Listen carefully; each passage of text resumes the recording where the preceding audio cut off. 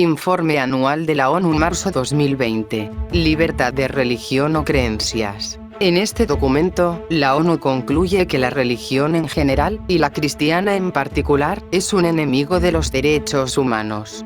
Lo grave es que este documento es supuestamente en defensa de la libertad de la práctica religiosa y de conciencia. El documento también remarca el rol de grupos religiosos en la creación de la llamada ideología de género, lo cual es erróneo, ya que es la ciencia misma la que ha denunciado la posición ideológica y extrema de la teoría del género.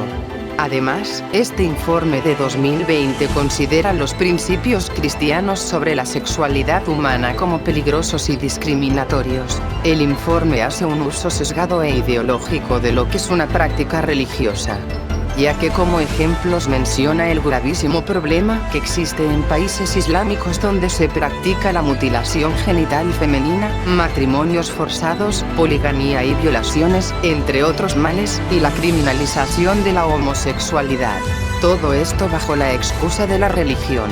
Pero en la respuesta, en vez de clarificar que por naturaleza estas no son prácticas religiosas, porque al Islam no se lo toca, el documento aprovecha para arremeter contra el cristianismo por su oposición al falso evangelio de la ONU, la ideología de género. Dice el informe que existe una profunda preocupación por las campañas de grupos religiosos cristianos que tildan de inmorales a los que abogan por la igualdad de género, alegando que la ideología de género es mala para los niños, la familia, la tradición y la religión. Ahmed Saed sostiene que la Iglesia invoca dogmas religiosos y pseudociencia para oponerse a los ideólogos de género y defender los valores tradicionales, enraizados en interpretaciones de las enseñanzas religiosas acerca de los roles sociales del hombre y la mujer, según una alegada diferencia física y capacidad mental, llamando a menudo al gobierno a sostener políticas discriminatorias. Para la ONU, la Iglesia es instrumento de discriminación y la llamada violencia de género. Dicen estar preocupados porque la Iglesia se ha escudado en el derecho de la libertad religiosa y organizó en grupos para contrarrestar el trabajo de los activistas de los derechos humanos. Dice el relator, por ejemplo, que la Iglesia en Polonia ha intimidado y estigmatizado a los defensores de los derechos de las mujeres como promotores de la ideología de género y grupos antifamilia. ¿Cuál es este supuesto ataque a los derechos humanos? Según Ahmed Saed, es un derecho luchar contra la constitución política de Polonia, ya que el matrimonio es definido como la unión de un hombre y una mujer y, claro, eso va contra los derechos humanos. Otro punto que destaca la ONU en contra de la Iglesia de Latinoamérica es que está constantemente estorbando la legalización del aborto y de operaciones de reasignación de sexo en lugares como Brasil, Chile, Ecuador y Paraguay. Se olvidó de Argentina. Los grupos cristianos han coartado los programas de educación sexual y reproductiva. Y cita un documento de Planned Parenthood para afirmar, mentirosamente, que los niveles de muertes por abortos clandestinos son altísimos en Argentina, Venezuela, Brasil, Paraguay, Perú y Bolivia. Eso, como sabemos, no es así. En torno al aborto, la ONU demanda que los gobiernos hagan lo necesario para que los médicos no puedan objetar en conciencia y no puedan negarse a practicar el homicidio prenatal. Además, para el relator es suficiente prueba de ataque a los derechos humanos el que la Iglesia diga que la práctica homosexual va contra la naturaleza humana, lo cual es real y está científicamente comprobado. Por último, el relator indica que en las iglesias se ha negado a los colectivos LGBT y a las mujeres participar e incidir en el contenido de la fe. Se les ha negado el derecho de manifestar sus creencias a través de interpretaciones igualitarias de género de la fe, mientras que los que combaten la violencia de género y la discriminación pueden ser estigmatizados y castigados por ello. En este punto Ahmed Saed instruye tácitamente desde la ONU que la teología contextual queer y la teología feminista que defiende interpretaciones igualitarias de género deberían de regir nuestra interpretación de la Biblia y de nuestra fe. En la Iglesia, dice la ONU, a la gente no le queda otra más que aceptar estos sistemas discriminatorios o irse de ella.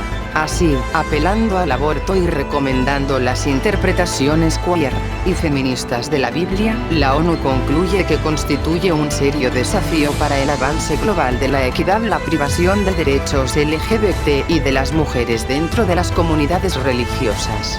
A partir de esto, la ONU establece claros límites a la Iglesia y la libertad de conciencia y religión. 1.